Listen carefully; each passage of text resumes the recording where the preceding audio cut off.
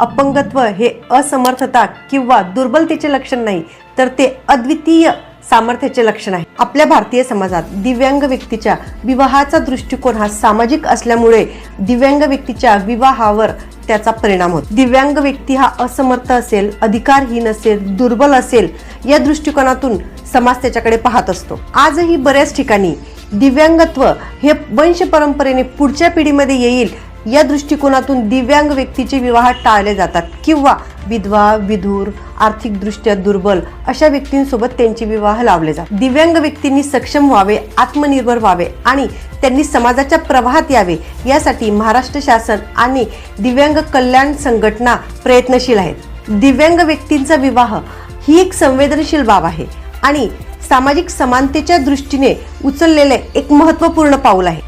दिव्यांग व्यक्तीच्या परिवाराने सहज स्वीकार करावा। दिव्यांग व्यक्तीला आर्थिक, सामाजिक आणि सामाजिक स्थैर्य लाभावे यासाठी महाराष्ट्र शासनाने दिव्यांग आणि अव्यंग अशी विवाह प्रोत्साहन योजना अंमलात आणली आहे। असा शासन निर्णय 17 जून 2014 रोजी जारी करण्यात आला।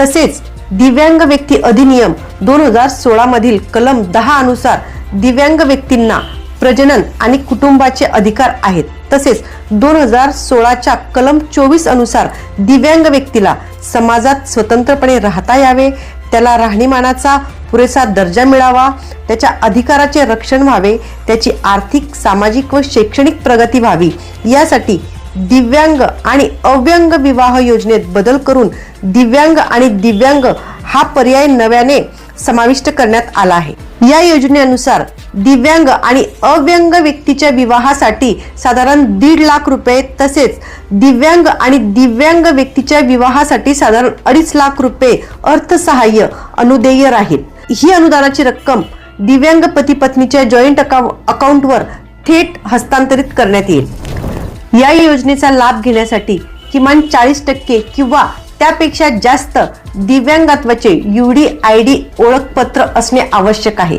तसेच दोघांपैकी एक दिव्यांग व्यक्ती ही महाराष्ट्रातली रहिवासी असणे आवश्यक आहे। विवाहित वधूवराचा हा प्रथम विवाह असावा किंवा त्यांनी यापूर्वी कोणत्याही विवाहासंदर्भात शासकीय योजनेचा लाभ घेतलेला नसावा। समस्त महाराष्ट्रातील दिव्यांग बंधू भगिनींना मी हे सांगू इच्छिते की RMSS म्हणजेच राष्ट्रीय मोदी सेवा समिती, तसेच आर्य फाउंडेशन आणि विश्वधर्म अपंग मानव सेवा संघ, जनमैत्री फाउंडेशन यांच्या संयुक्त विद्यमाने हा कार्यक्रम शासकीय अखत्यारीत होणार आहे। तरी समस्त महाराष्ट्रातील दिव्यांग बंधू आणि भगिनींनी या विवाहासाठी ते दिनांक 18 जानेवारी 2026 रोजी NKT हॉल म्हणजेच नानजीभाई खिमजीभाई ठक्करवाला हॉल ठाणे येथे सकाळी 11 ते 6 वाजेपर्यंत पूर्व नोंदणीसाठी आपल्या जवळच्या UDID कार्ड, आधार कार्ड आणि तत्सम संबंधित सर्व डॉक्युमेंटसह तुम्ही हजर राहावे आणि आपल्या आयुष्याच्या